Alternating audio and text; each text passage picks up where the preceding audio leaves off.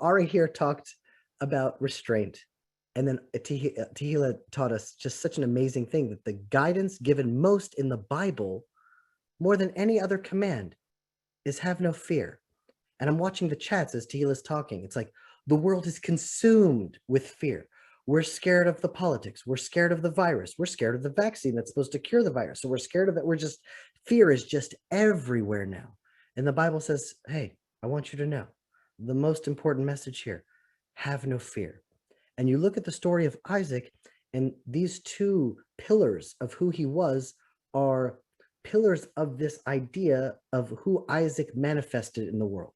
Now, last year, we studied Abraham and Isaac on the level of remez, where they were both symbolic representations of something psychological, where Isaac was a man of surrender.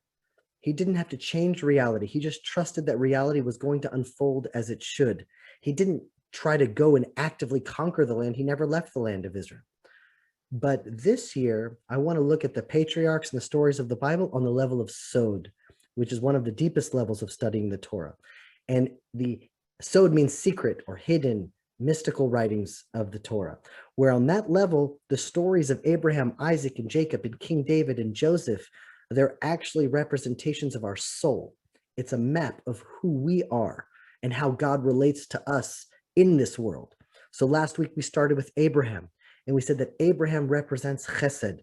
Chesed, love, compassion, kindness. That's the first step on the map to reveal our soul. It's the first attribute, the first virtue that has to be at the base of every believer. And then this week we learn about Isaac. And Isaac, he represents on that same map the attribute of Gevurah. Gevurah. And Gevurah is a Hebrew word, but I want to try to unpack it a little bit because it involves not having fear. It involves restraint. But let's go to the core of the word itself. Can we put the slide up for us? Gevurah is usually translated as strength. So it's like strength to restrain yourself maybe, or strength to not have any fear. But the word gibor gets a little bit closer. Gibor, you would say, is a hero, like a Marvel superhero. They're called giborei al, superheroes. The word hero is gibor. Gever is the same root, is man. Man versus woman. Gever ve'isha. Gever is man, isha is woman. So it's saying, like, I want you to know the core of what it is to be a man in the world. A man should strive to be a hero. He should be strong. Like, the Bible doesn't play the game of, I remember when I was in high school, there was a perfume that came out by Calvin Klein that was called CK1. And the advertisement was a fragrance for a man and a fragrance for a woman. And I remember thinking to myself, why would a boy want to smell like a woman? Why would a woman want to smell like a boy? That just, now the world is so insane. I don't even know what to do with the world nowadays. But in Hebrew, that's just not the way it is. No, there is gever. And a man should be a hero, and he should be strong. But what is that strength? What is a biblical hero? We have like a Western idea. That word hero has a lot of baggage to it. So I want to unpack what a biblical hero is, because Isaac manifests Gevurah in the world. So he was the one that was fully dedicated, self-sacrifice. A hero is someone that is ready to give it all for the ultimate good. Isaac is the representation of giving up, mesirut nefesh, of giving up his spirit, his life for the cause. That's the beginning of being a hero. Giving up what you would want, what you need, your impulses, your body. The nefesh, which is different than the neshama, is the life force that is your body's life force. So someone who is moser nefesh, who is giving up of his nefesh, is saying, I'm ready to give up all of this stuff that my body wants. I'm ready to put that aside for my neshama, for my soul. I'm ready to conquer my bodily desires, my impulses, my immediate gratification, because I want to be a hero. I want to be a gibor. So he says, like, who is a gibor in Hebrew? Mihu ha-gibor, hakovesh et yitzro. What is the definition of a biblical hero? Someone who is strong enough, who has the strength to overcome his own inclinations. That's what a hero is. A hero that's able to say, listen, yeah, I want money, but I'm strong enough to give it to charity when I need to. yeah, I want to eat now, but I'm strong enough to know when I'm supposed to eat and what I'm supposed to eat. Not only that, Isaac is the only one of the patriarchs that never left the land of Israel. Abraham started his life outside of the land of Israel, came into the land, went down to Egypt, came back into the land. Jacob, as we all know, started off in the land, had to run away from Esau, it went to Aram. Isaac was born in the land and never left the land. He is in his borders. He's just inside. He sets borders, he defines reality, and he doesn't go out of it. He doesn't let himself have that midnight snack. It's like interesting, let's say in the Western world, for a Roman emperor to be a hero or a Roman legion commander to be, respected as a hero, he had to go and conquer lands and show his strength. But Isaac didn't conquer anything. He stayed inside the land of Israel, and all of his strength was inward, to conquer his own self, to become a master of his own self. What did he do? He didn't only just set the borders around Israel, but he dug the wells that his father originally dug. And then they came back and they filled his wells. And then he moved on to the next one. And then he dug again. And then he moved on to the next one. And then he dug again. And Isaac there is representing on a soul level, persistence, determination, tenacity, perseverance. Those are the words of a biblical hero. Someone that's going to fall, that's going to get back up, and that's going to try again. Someone that's going to try to build, and they try to uproot your vineyards, but you're going to come back with stronger with a flock. It's to tap into the power of Isaac, of determination, persistence, tenacity, and to never give up. That is the light of Gevurah, and that light is godly. And so someone right before the fellowship just sent me this. And he said it like this. These are 3 beautiful lines. A dream written down with a date becomes a goal. A goal broken down into steps becomes a plan. A plan backed by action becomes reality. Now, that is very beautiful. And I think that is really rooted in the Bible, that the prophets were driven by visions. And then that vision was created a goal of Zion, of where we wanted to get to. And then we backed it by action. But action there is lacking. It's action with Gevurah. It's action that's ready to self-sacrifice, that's fearless, that's ready to pull on restraint, that's disciplined. Discipline is the word. It was one well after another well. Abraham just prayed once a day in the morning when he woke up. Isaac made it into a discipline. Isaac established the afternoon prayer. He's like, I don't just want to pray when the Spirit hits me in the morning. I want to set times and I want to be disciplined about my prayer.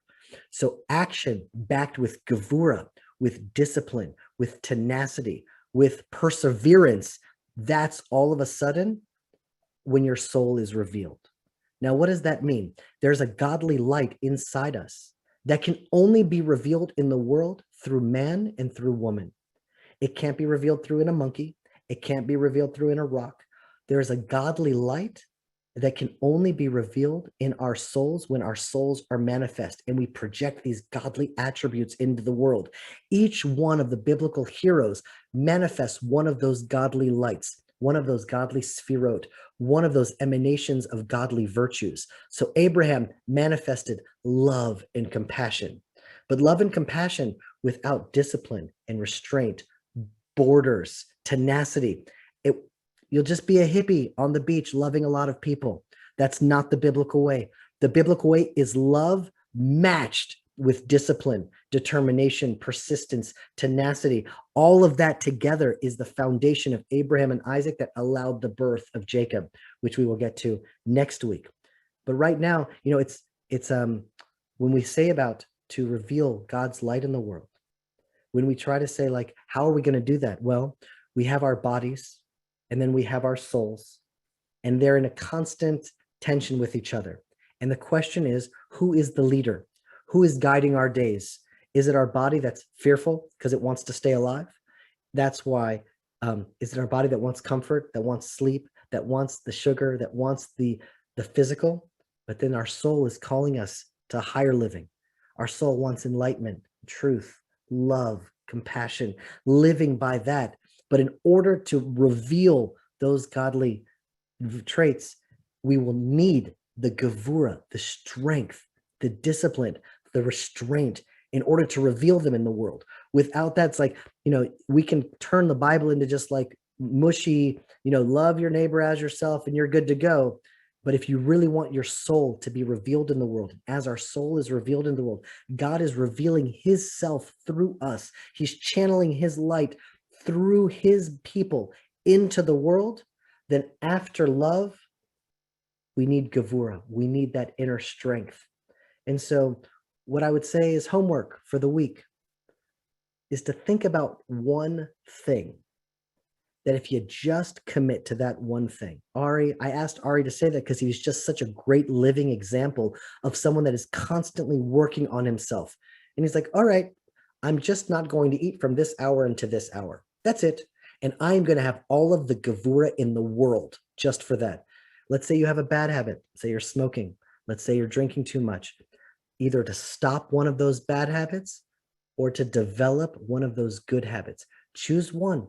Make it ambitious, not too ambitious, but one thing that you can flex the Gevurah muscle, that you can flex that inner strength that is moser nefesh, that's giving of yourself. It's like, but my body wants that. I'm moser nefesh. I'm self-sacrificing in order to reveal my soul. And if you just take that one thing and you master just one, don't try to take on the whole world, just one, you'll start seeing more and more light will follow. That is the path of the sod of the Torah that's revealed to us through the patriarchs and matriarchs of Israel. Hi, my name is Jeremy Gimpel. A lot of people want to know exactly what the Land of Israel Fellowship is and what members receive when they join. So let me explain. The Land of Israel Fellowship is a global online community with hundreds of members from over 40 countries around the world. There are live sessions and gatherings that create a direct personal connection to the Land of Israel and to lovers of Israel from around the world. There's no online gathering that I'm familiar with that is connected to the Land of Israel that unites and brings together such a diverse group of people, backgrounds, and nationalities. It feels like prophecy. It feels like something we need in these times, like a window in to a better future on the horizon. There's a divine unity we experience every week in our fellowship broadcast. We heard these amazing teachings from an authentic Hebrew and Israel perspective and our jaws drop. Not only because they ring so true and are such a blessing, because they are so consistent with what we believe. These Sunday morning gatherings are nothing less than a house of prayer for all nations. Cindy Lowe, the United States of America. The Land of Israel Fellowship is an amazing resource for learning Torah, the Bible, and the prophets, unfiltered and uncensored directly from the Land of Israel. We've been studying Torah for almost 20 years, but we feel we are stepping into it more than ever and seeing new depth and dimensions to Scripture. We're encouraged more and more every week. Callan Ardell, USA. Members receive access to all the archives in the library of teachings on every portion of the Torah, the biblical feasts, Hebrew prayer, prophecy, sessions on the ancient wisdom of the prophets of Israel to help us navigate through these turbulent times. These sessions are so rich. I re-listen to each, and truly each session is the best one yet. Tehila is a tremendous asset, and the teachings Ari shares are so rich. I've read the Bible so many times, and I've known the things you are teaching. The Hebrew understanding is what Christians have missed for centuries.